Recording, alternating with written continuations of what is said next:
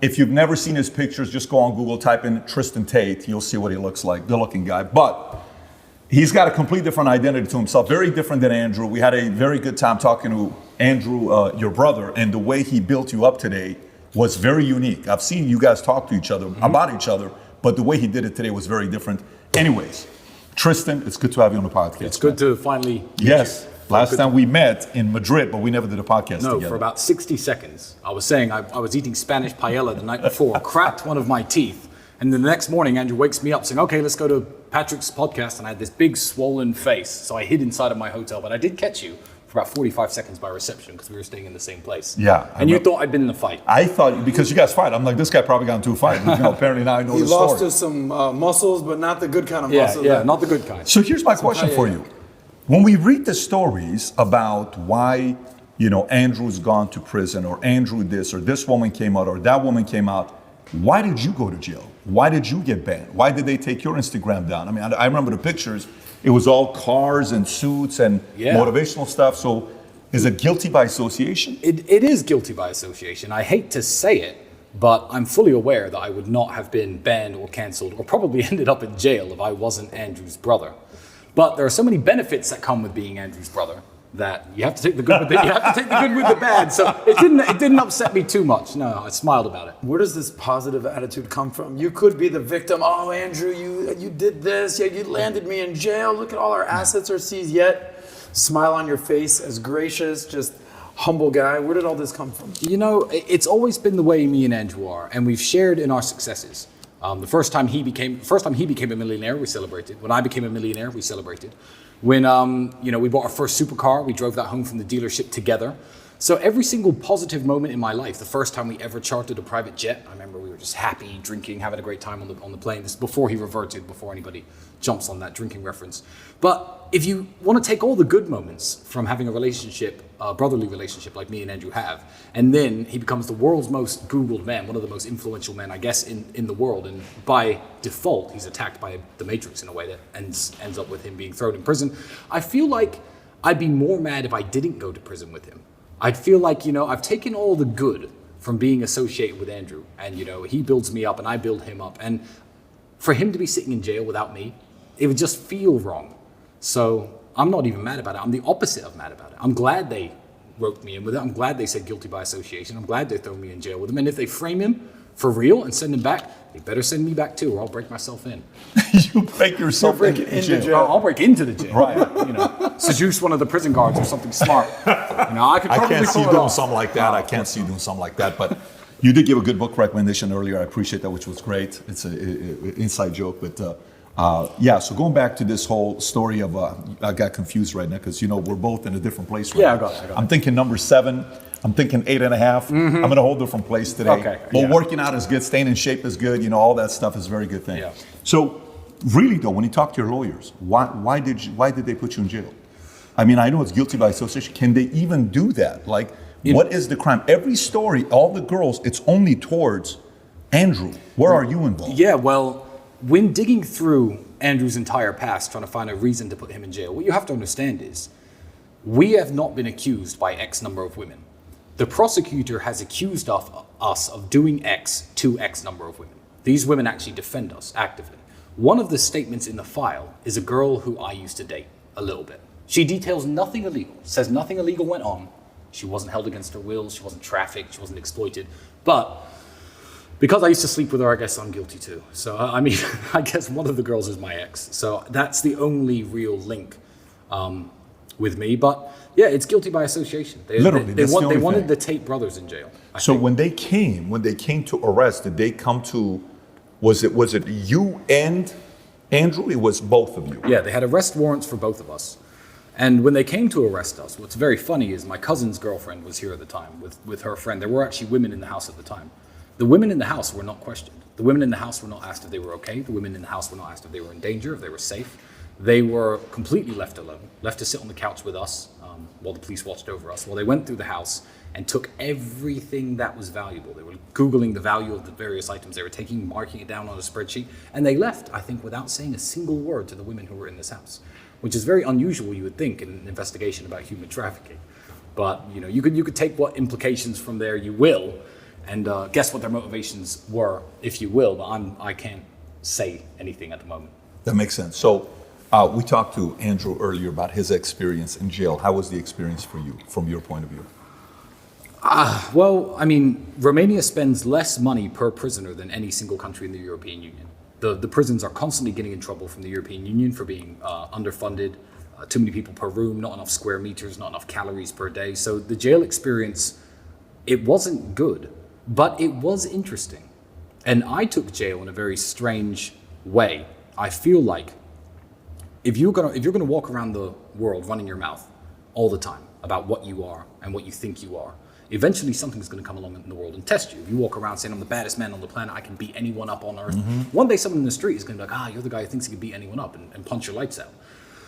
I don't speak as much as Andrew, but I do say I'm a very strong-minded person. I always preach to young men, if you're going through hardships, you need to deal with it like a man, continue your training, stay focused. And it just felt like God gave me an opportunity to prove to myself, above all else, as well as to everyone else who listens to me, that I am actually what I say I am. So coming out of jail, I'm almost grateful for the experience, as hellish as the environment was. As hellish as the environment was, you were grateful for it? Yeah, I'm grateful that my life has been very, very easy for the last 6 or 7 years. I retired from professional fighting when I was 28. The last sad thing that I guess happened to me was my father passing when I was 26 and a half. So I'm 34 now, I'm coming up 35. These things happened a very long time ago. I've increased in wealth, I've increased in fame.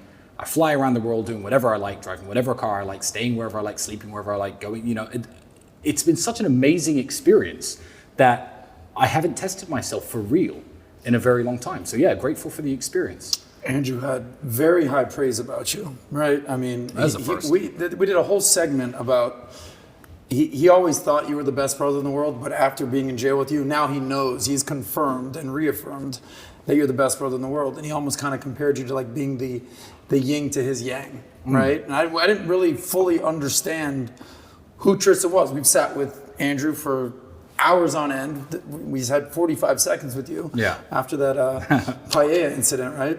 But he says that your special gift is you've mastered the art of not giving a fuck. Yeah. So what is that all about? Well, I'd say it's not giving a fuck in the way that, because I know people who don't give a fuck. Their life sucks. They don't work out. They don't care about their own health, happiness, wealth, work. Not in a degenerate, I'm a bum kind of way. I'll give you a better example, because I know exactly what he means. I feel like, because I am his younger brother, every great general who sits at a table with his staff needs that one fearless guy with him. He needs people who preach prudence and being careful, and we have those people, believe me. They're very, very loud in our ears every single day since getting out of jail. But, if you're a great samurai general and you're sitting around the table, you also need that one guy who says, okay, there's 10,000 of them, there's 5 of us, okay, let's just go. It's more fearlessness than not giving a fuck. If I had played things my way since getting out of jail, me and Andrew would probably be back in jail right now. I'm censoring myself on this podcast, but the first day I got out, I thought, you know what, screw it. Let me just put a camera on, just tell the whole world what's going on, and let them take me away live on stream. That's me. So luckily he keeps me in check, but also I feel like I can inspire him to make a few bolder and braver decisions in life because of my counsel.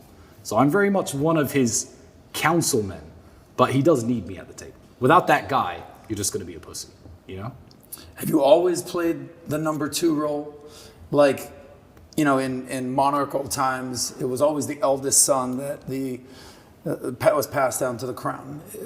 From your father down to Andrew to you, has it always been an understanding, all right, I'm number 2, my brother's the leader, let me get in line, let's crush it? You know what, I don't feel it's necessarily like that. I feel it's more that I know what his strengths are, and I'm there to compensate for his weaknesses. He knows what my strengths are, and I'm there to compensate for his weaknesses. So who's the leader and who's not all depends on the situation that we're in. Certainly me and Andrew have been a team a very long time, and we made a lot of money before we ever blew up on the internet. Our relationship was a lot more equal then, but Andrew is the famous one. I'm fully aware that he's the guy who will go in front of the camera and say the types of things or voice his opinions in a way that garner infamy and fame. And I've blown up alongside him. So, part of the price is going to jail. You know how they say that your ego is not your amigo. There must be some part of you. I mean, you're a 6'4", badass, good-looking, Hollywood-looking guy, girls, Bugattis, yet you're willing to take a back seat to Andrew's fame. So you must have a big ego to be the place that you're in, but you also have to take a step back and say, all right, Andrew, you're the guy. How do you grapple with that? Well, yeah, with what we're doing now, Andrew's certainly the face of it. But he wanted to build this. This was never my intention. I thought, okay, you're going to make some money on the internet. That's cool, Andrew. You do that. I'll continue doing what... In fact, I'm going to interject with another story. There was a time when me and Andrew could barely pay the rent. He was training and he was fighting full-time. He was a kickboxing one-time world champion, I think, at the time. And I was selling windows. Now, I'm a great salesman. So I was bringing home 1,000 plus British pounds per week. He didn't tell you this story, did he? No. He said he was a window He salesman. said he sold windows, but not the one you bring in. Yeah. But he didn't say he was balling out, making 1,000 a week. No, I mean, that's not balling out. I think these 3 glasses of whiskey cost about $1,000. But I was making about 1,000 British pounds a week. Andrew had a previous sales experience. I was at the time working in sales, and Andrew was just living off his fight money. So I would come home every day. I say, I made this much sales, etc. I'll pay the rent. You keep fighting, because I was helping to support his kickboxing career. One day, Andrew looks at me and he says, you know what, Tristan, I'm just going to start selling for the same company you're selling for. We could bring $2,000-$3,000 into the house a week. We'll have a good life. We'll make money. And I said, Andrew, no, you can't do that. You can't do that, because if you are spending all your time chasing sales leads and knocking on people's doors like I am, then you're never going to find the time to discover something better, to discover something that's going to take us out of this crappy apartment. It's going to take us out of this crappy life.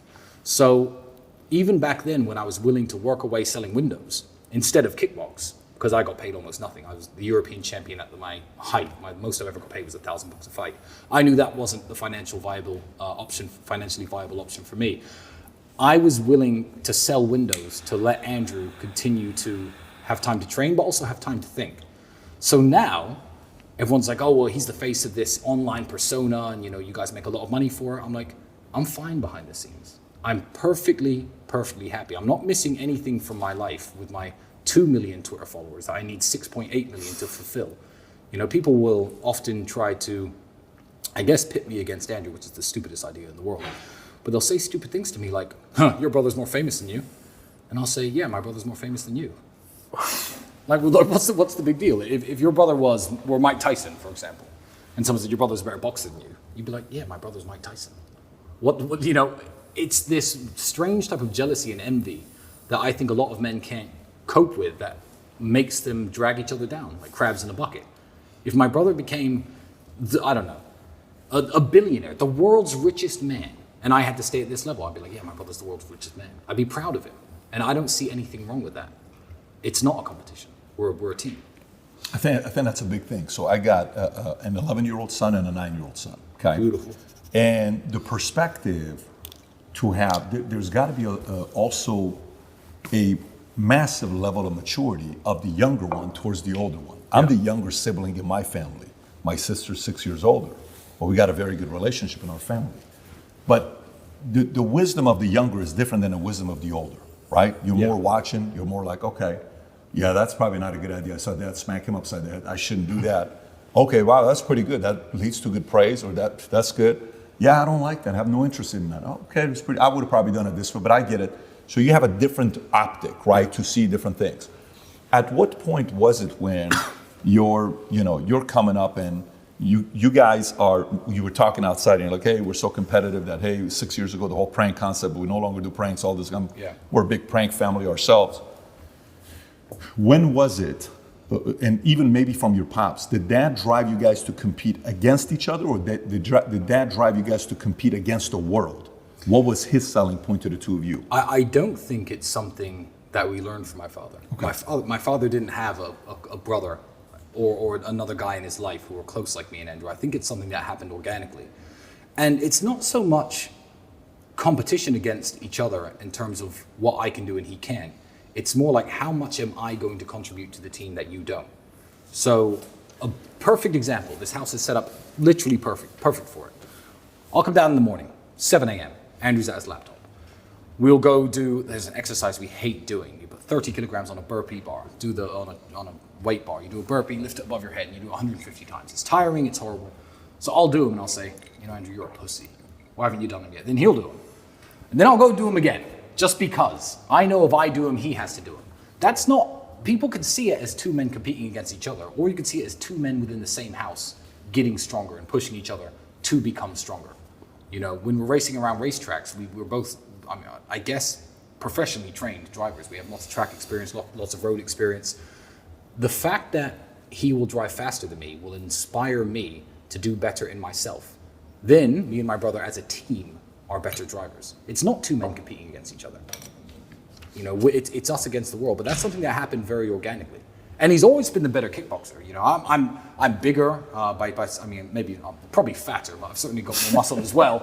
But people see me smash the pads, and amateurs, like a girl I knew once said, "Oh wow, you hit the pads so hard. Can you beat Andrew in a fight?" I'm like, no. When I try to punch Andrew, I punch nothing. I hit air, and he ends up counter punching. So he's always been the better kickboxer. But I could take that and be like, you know what? Good. He's the 4-time world champion. Good. That's my brother, and just be proud. It's us against the world. So that wasn't Pops. That was more you guys. Yeah, it was us. It wasn't anything my father naturally instilled. He certainly wouldn't let us fight and argue with each other. He had some unconventional punishments. If we were ever arguing, he'd lock us in a cupboard together to sit there and stare at each other. He told us that story. He told you that story. Just yeah. sitting So there we go. staring That at way, each other that for way, hours that way, on end. that way, it's true. When you're sitting staring at your brother because you guys were acting up and fighting or whatever, you might want to implement this for Dylan and Tico if you boys see do this. it. It works. You're staring at each other. Yeah. What did you learn about your brother at that point? What do you think he learned about you? Just sitting staring for hours on end as a punishment. I think you just realize that the conflict has no benefit. You're going to end up standing in that cupboard. That's the payoff for your conflict. There's no victory competing against your brother. And we grew up in Luton as a huge Asian diaspora, I guess. Lots of Indians, lots of Pakistanis, lots of Sikhs, lots of Muslims. And these people work as a team. It's one of the reasons they outcompete British people, native British people, in almost every single metric. And we knew a guy named Bali. I hope Andrew hasn't told you this. No. So he was a lawyer, probably 50,000 pounds a year. And he drove a $400,000 Ferrari, a 400,000 pound Ferrari, and a 500,000 pound Rolls Royce sometimes. And we were saying, do you think Bali's a drug dealer? What do you think he's up to? And me and Andrew at the time, had quite a close brotherhood. And he looked at us one day. I said, Bali, how do you have all this money? How do you get these fancy cars when you're just a lawyer? And you're relatively young. He was like 26, 27, about 5 or 6 years older than I was at the time. And Bali's exact answer was, I remember he said, you white people are stupid. Now, I'm mixed race. He wasn't talking anything racial. He was talking about, I guess, native British people. He says, you will have 5 sons, or your father may have 5 sons, which for someone in my culture, he was a Sikh, an Indian Sikh from Punjab. He said, that's a jackpot. And this Englishman's 5 sons will all move out of the family home. They'll pay 5 rents, probably to people like me. They'll take 5 different student debts out, go out 5 different career paths. They'll get 5 different mortgages, marry 5 different women, and never see each other again. You see, my father had 5 sons. Now I'm a lawyer. My brother's a dentist. My father's an engineer. My other brother owns a construction company. And every single skill set that they needed to flourish was within the household. So we all live in the family home.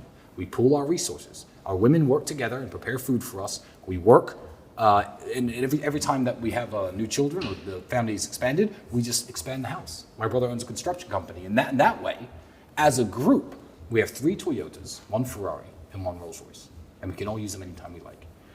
And that was what introduced me and Andrew, because we were flat broke at the time. We had nothing to share. To the idea of certainly, you know what, if we can buy a supercar together, one nice car, then we can just share that car. And now, thanks to his car addiction, we have, 40 plus, minus the 10 or 11 that have been temporarily seized by the Romanian government. But it introduced us, I guess, to the concept of pooling your resources and sharing. And you know what? He's 100% right. That is a lesson you can learn from the Indians, from the Pakistanis, because it's benefited us massively. And you guys live together here in this amazing compound. And Andrew said he foresees himself living with you the rest of his days. Yeah. How much of a factor was those stories from the Punjab guys to today living in Romania? You know what? That was massive. And I don't speak to Bali anymore. So if you're out there, Bali, and you're listening, thank you for that. But people will even ask that nowadays. The way that, when you're a high net worth individual, the way things are owned is very tricky. You don't want, no high net worth individual has everything in his name. Let's just put it that way. But it's complicated the way things are owned. So sometimes people will ask me, there'll be 5 cars on the drive, and girls especially who are naive to these things will be like, which ones are yours and which ones are Andrew's? My honest answer is I don't actually know. I have to look at the papers to work out exactly what, but it doesn't matter. It doesn't matter. The keys are in this box in that room, and we can drive them whenever we like, and we never argue because there's so many.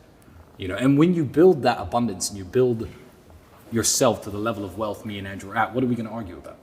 There were times when we were kickboxing where we didn't have money for food. We used to eat cans of sardines, and there have been times splitting our last can over plain rice. Mm-hmm. So now people are like, oh, it's weird that you share a house with your brother. I'm like, it's weird that you don't. I used to share my last can of food with him, and now we can't live in the same house. I've got 9 bedrooms. It's not like we're cramped for space. And otherwise, we just live in 2 separate houses with 4.5 bedrooms each, and drive to each other's houses every day. It wouldn't make sense. There's got to be 100% trust for this to work. Oh, 100%. Which is what you guys have. But me and Andrew have a 100% It's very trust. obvious. Yeah, very obvious. Trust. So he gave you some love. What would you say about him? Like from your perspective, what strengths, who is Andrew to you, and maybe what are some strengths and things he does that the rest of the world doesn't see that you know? Andrew is the hardest working man I've ever met. Even with the lifestyle he lives now, and as fun as it looks, and it is fun, and all the fun shit we do is real. Even if we are in a luxury hotel in the south of France where you're paying $10,000 per room, Andrew will be up at 7 o'clock in that hotel gym. He'll message me at 8:30. I have to wake up next to God knows who. Whiskey spilled all over the desk. But again, that inspires me. And he'll be like, emergency meeting in my room. Emergency meeting, we always say that. So I'll go to his room. So the whole world is what's the emergency meetings. And he'll bring up tiny issues with the business that, I could have slept on quite happily. But again, it's like me doing the exercise when he won't. It pushes me to be a better person. And Andrew will happily work 15, 16 hours a day and then go out and spend 4 or 5 hours having fun and blowing loads of money. It doesn't come from the sky. It's not magic. We're not trust fund kids. We didn't win the lottery. He is the hardest working man I have ever met. And the fact that I can even live with him and try to keep up is a testament to me, because it's difficult, Because it's constant. Yeah, and people don't see the work. Me and Andrew, we're in good shape. I don't post training videos and, fitness progress videos. I just do the work and let the results speak for itself. In terms of money and in terms of business and success, that's Andrew. Everyone's like, oh, well, how does he have all this money? Maybe he's a criminal, So how does he have all this money? I know why he has all this money, because he's sitting right there at that desk at least 10 hours a day, even when we're not on house arrest. He'll be out in the evenings having his fun, and that's what we'll show to the world. This whole, hey, look at me, I'm at my laptop and I'm gonna grind away for 6 hours. No one wants to see that on Instagram. No one wants to see that on social media. It's boring. They want to see you driving the Bugatti with a cigar in your mouth and a beautiful girl next to you. But that doesn't come without sitting at that desk for a good while first. When's the last time you told Andrew no? Meaning, hey, I have an idea. Here's what I want to do. I'm the hardest working man in the world. Here's what I'm doing. I have an agenda. And you go, no, bad idea. Let's do this instead. Do you ever tell him no? How does this work in this relationship? I guess the answer to your question would be, tell Andrew no why. We're 2 men with the exact same vision, aiming for the exact same goal. It's that old saying, with great power comes great responsibility. So telling Andrew no, you have to understand, I'm the only person in the world who can tell him no. Ever since Dad died, it's me, and that's it. So I'm not going to use that power over something trivial, over something that is a recommendation. If I don't think he should do something, I just know when he really, really shouldn't do something. And then I'll say no, but I literally can't think of an example. I can't. No, I can't think of an example where I've told Andrew no in the last couple of years. That's the dynamic of the relationship between the 2 of you guys. Indeed, but he's also the only person who could tell me no. And he doesn't really tell me no for anything. I'm still a 34-year-old man, little brother or not. He's 36. I can make my own decisions. And none of us have the tendency to ever do anything that's really stupid. So, at the peak, who was funner to party with? Oh, I've always been the funnest to party with. Really? I'm still the fun one to party with today. No, don't worry about the peak. I haven't reached my peak yet. I'm still working on it. Yeah, I'm the one, Andrew. I'm the kind of guy. I definitely take the party a bit too far. I'll give you an example. We'll go out to the club. There's 5 guys, 15 girls. We're all having fun. We're all partying, etc. We'll come home. Andrew will be like, okay, well, this is the girl I'm with. I'm going to go to bed. It's 3 a.m. I know I could go to bed with one of these women at any one time. Back in my party days, I've calmed down a bit on the womanizing. I really have. And he'll be in bed at 3. I'll still stay up till 6 drinking with the guys because I think let me squeeze the maximum amount of fun out of this night as possible. So obviously it gets ruined when it gets to 6 o'clock and the girl I like is now asleep or home. And it's like, oh, wait, well, I definitely messed that one up. But I'll certainly try to have as much fun as possible. And it comes back to bite me sometimes. But when's the last time you partied? You've been in jail. You haven't had one day of freedom this year. No. Right? You guys are known as these kickboxing, badass, womanizing party guys. But Andrew's been very subdued. He's converted to Islam. He's not drinking. No, he doesn't drink anymore. When's the last time that you had a fun night out on the town? A fun night out on the town, I don't know. But I had a fun night right here in my house when my camera guy showed up. I'm going to say his name. His name's Bailey. I'm going to say it. I don't care if he wants to. He can't censor out. Don't give him editorial control. So he got here. I thought, you know what? Bailey's here. That's something new. I've been locked in jail now. I'm on house arrest. Let's open a bottle of champagne. Don't worry, Bailey. Just one. 4 bottles of champagne later. And Bailey's like wishing for death. I'm like, okay, fine, I'll let him go to sleep. But we stayed up all night talking politics, history, very, very interesting things, along with my coach, my physiotherapist, Alex, who hates drinking, by the way, but he'll partake sometimes. And, it was just 3 guys together talking about, I feel like it's the way things should be, and the way things certainly were before mobile phones. Nowadays, everyone's too connected digitally. They speak to each other online too much. Everyone WhatsApps each other, checks on their friends that way. I like sitting around with my friends and just drinking and talking and having a good time and learning new things from them and telling them new things that they don't know. I find that to be incredibly fulfilling. So you were saying interests. You said cutters. You collect cutters and all this stuff. I collect cigar lighters and cigar accessories. I'm a nerd about my cigars. I'm a real nerd about it. I tried my first cigar when I was 28. And now that I smoke a lot of cigars, people will accuse me of saying, oh, well, you try to teach values, but you encourage smoking. I don't encourage smoking. These are bad for you. But if you do them, train really hard in the gym, get as fit and strong as possible, at least try to compensate the damage. But yeah, I'm a nerd about my cigars. I smoked my first one when I was 28. I had a car crash, which stopped me from professionally fighting. I had some surgery just a year and a half ago to fix all that damage finally. But I thought, I can't fight anymore. I've always thought cigars looked cool. I'd never smoked a cigarette or any kind of tobacco product up until that point. And I walked into the cigar lounge. I thought, oh, this big Cuban cigar, let me buy one of these. I had some money even back then when I was 28. And I got this cigar. Got about halfway through and my head was spinning. I don't know how I drove home. I felt horrible. But yeah, now I smoke 2-3 cigars a day sometimes. Some days I'll go without smoking. But the accessories are what make it cool. Even here on the table, these have been here since your podcast with Andrew. But it's the lighters I like, the cutters I like. I'm a real nerd about it. Before going out, I'll pack my cigar cases, etc., ready for the club. Yeah. What's your preference? Like, what do you go to? What's your go-to cigar? Cigar? My favorite cigar is actually... So you have to liken them to champagne because most people won't know what we're talking about if we do cigars. So I'm going to make it more interesting. People who don't know champagne will say, yeah, give me some Dom Perignon. Every single time. I don't even like champagne. I don't like any champagne. But there are old Frenchmen who know that there's a Veuve Clicquot bottle that's better than the Dom Perignon if it's the right year, etc. So with cigars, everyone goes Cohiba. When you can buy Cubans, when you're outside the United States, Cohiba is the Dom Perignon of cigars. It's got the yellow label. Everyone likes Cohibas. But this is not my favorite brand of cigar. But my favorite is H. Upmann. Now, they have a European name, even though they're Cuban, because a German businessman started that company in 1848. Cohiba was founded in 1966. It has much more history behind the brand, a much better quality cigar in terms of build and flavor, and they're about half the price. But me smoking H. Upmann's is not a budgetary decision. I mean, I'll buy cigars from the 1950s and smoke $6,000, $7,000 cigars just because I enjoy them.